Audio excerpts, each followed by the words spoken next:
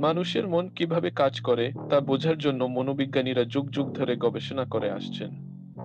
কিছু গবেষণা আমাদের মনস্তত্ত্বের গভীর সত্য উদ্ঘাটন করলেও কিছু পরীক্ষা এতটাই নিষ্ঠুর এবং অনৈতিক ছিল যে সেগুলো গোপন রাখা হয়েছিল বা পরবর্তীতে নিষিদ্ধ করা হয়েছে। আজ আমরা এমন ৫টি ভয়ানক ও অমানবিক মানসিক পরীক্ষা সম্পর্কে জানব যা ইতিহাসের সবচেয়ে অন্ধকার অধ্যায়গুলোর মধ্যে পড়ে। Stanford prison experiment. ক্ষমতা কিভাবে মানুষকে নিষ্ঠুর করে তোলে। ভাবুন তো, আপনাকে একটি ভূমিকায় অভিনয় করতে বলা হলো। আপনি একজন কয়েদি আর অন্যরা হচ্ছে কারারক্ষী। প্রথমে সবকিছু স্বাভাবিক লাগতে পারে, কিন্তু কয়েক ঘন্টার মধ্যেই কারা আপনাকে শারীরিক ও মানসিক নির্যাতন করা শুরু করলো। আপনি কি তখনও মনে করবেন এটি কেবলমাত্র একটি পরীক্ষা? ১৯৭১ সালে ফিলিপ জিম্বার্ডো এই পরীক্ষাটি চালান স্ট্যানফোর্ড বিশ্ববিদ্যালয়ে। উদ্দেশ্য ছিল ক্ষমতা ও পরিবেশ মানুষের আচরণকে কিভাবে পরিবর্তন করে তা বোঝা। ২৪ জন অংশগ্রহণকারীকে বন্দী ও কারারক্ষীতে ভাগ করা হয়। মাত্র ২ দিনের মধ্যেই কারারক্ষীরা এতটাই নিষ্ঠুর হয়ে ওঠে যে বন্দীদের উপর শারীরিক ও মানসিক নির্যাতন চালাতে শুরু করে। বন্দীরাও বাস্তবেই নিজেদের বন্দী ভাবতে শুরু করে। কেউ কেউ মানসিকভাবে ভেঙে পড়ে, কেউ পাগলের মতো চিৎকার করতে থাকে, আর কেউ আত্মসমর্পণ করে। এতটাই ভয়াবহ পরিস্থিতি তৈরি হয়েছিল যে ২ সপ্তাহের পরিকল্পনা থাকলেও মাত্র ৬ দিনেই পরীক্ষা বন্ধ করতে হয়। এই গবেষণা প্রমাণ করে অন্ধ ক্ষমতা মানুষকে কতটা নিষ্ঠুর করে তুলতে পারে। এমকে আল্ট্রা। যখন সিআইএ মানুষের মস্তিষ্ক নিয়ন্ত্রণের চেষ্টা করেছিল, আপনার অনুমতি ছাড়াই যদি আপনার উপর এক ভয়াবহ মস্তিষ্ক নিয়ন্ত্রণের পরীক্ষা চালানো হয়, তাহলে কেমন লাগবে? শুনতে সায়েন্স ফিকশন সিনেমার গল্পের মতো মনে হলেও বাস্তবে এটি ঘটেছে। ১৯৫০-এর দশকে সিআইএ গোপনে এমকে আল্ট্রা নামক একটি প্রকল্প চালু করে। তাদের লক্ষ্য ছিল কিভাবে মানুষের মন নিয়ন্ত্রণ করা যায় তা খুঁজে বের করা। তারা বিভিন্ন ব্যক্তিকে না জানিয়েই তাদের উপর এলএসডি নামক শক্তিশালী মাদক ব্যবহার করত। এতে আক্রান্ত ব্যক্তি বিভ্রান্ত হয়ে পড়ত, বাস্তবতা ও কল্পনার মধ্যে পার্থক্য করতে পারত না। এক ভুক্তভোগী ছিলেন ফ্রাঙ্ক ওলসন। তাকে এলএসডি প্রদানের কয়েকদিন পরেই তিনি একটি বহুতল ভবন থেকে লাফিয়ে পড়েন।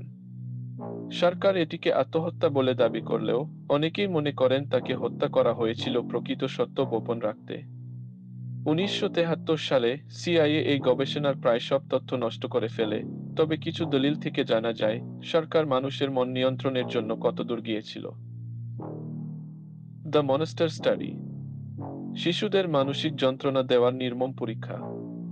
একটি শিশু যদি ছোটবেলা থেকে বিশ্বাস করে যে সে কথা বলতে পারে না, তাহলে কি সে সত্যিই তোতলামিতে আক্রান্ত হবে? এই প্রশ্নের উত্তর খুঁজতে ১৯৩৯ সালে ওয়েন্ডেল জনসন চালান দ্য মনস্টার স্টাডি। ২২ জন এতিম শিশুর উপর এই পরীক্ষা চালানো হয়।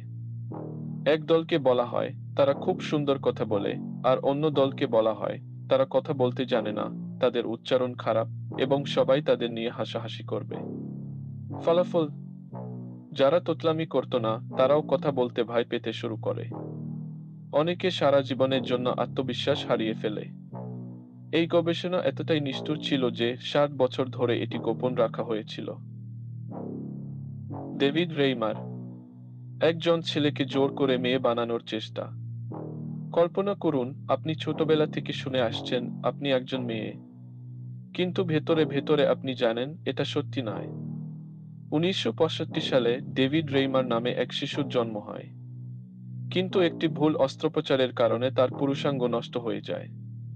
তখন ডাক্তার জন মানি নামে এক গবেষক বললেন, যদি তাকে মেয়ের মতো বড় করা হয়, তবে সে সত্যিই মেয়ে হয়ে উঠবে। ডেভিডকে ব্রেন্ডা নামে বড় করা হয়। তাকে মেয়েদের জামা পরানো হতো, নারীদের মতো আচরণ করতে বাধ্য করা হতো, এমনকি হরমোন চিকিৎসাও দেওয়া হয়। কিন্তু ডেভিড কখনোই নিজেকে মেয়ে মনে করত না। ১৩ বছর বয়সে তার বাবা-মা সত্যিটা বলে ফেলেন। ডেভিড অবিলম্বে নিজেকে ছেলে হিসেবে প্রতিষ্ঠা করেন। কিন্তু এতদিনের মানসিক অত্যাচার তার জীবন ধ্বংস করে দেয়। মাত্র ৩৮ বছর বয়সে তিনি আত্মহত্যা করেন। ডাক্তার মানি তার ভুল কখনো স্বীকার করেননি, কিন্তু এই ঘটনা প্রমাণ করে জন্মগত পরিচয় বদলানোর বলপূর্বক কতটা ধ্বংসাত্মক হতে পারে। সমকামিতার বিরুদ্ধে ভয়ানক চিকিৎসা। আজকের দিনে পশ্চিমা বিশ্বের জন্য অস্বাভাবিক মনে হলেও একসময় সমকামিতাকে সেখানে রোগ মনে করা হতো, আর এই রোগ সারানোর নামে চালানো হয়েছে ভয়াবহ নির্যাতন।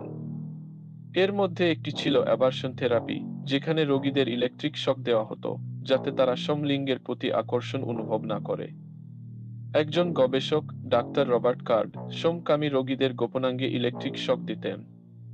যখনই তারা সমলিঙ্গের ছবি দেখতেন, তাদের উপর শক প্রদান করা হতো। কেউ কেউ বিদ্যুতায়িতমে যেতে দাঁড়িয়ে থাকত, এবং প্রতিবার তারা সমলিঙ্গের প্রতি আকর্ষণ অনুভব করলেই শক পেত। ফলাফল: অনেকেই চরম মানসিক অবসাদে চলে যান, কেউ কেউ আত্মহত্যা পর্যন্ত করেন। মানবতাহীন গবেষণা আমাদের কি শেখায়? এই 5টি গবেষণা দেখিয়ে দেয়, যখন বিজ্ঞান মানবিক মূল্যবোধ হারিয়ে ফেলে, তখন তা কতটা ভয়ানক হতে পারে। আপনার মতে এই গবেষণাগুলোর মধ্যে সবচেয়ে বিভীষিকাময় কোনটি? কমেন্টে জানান।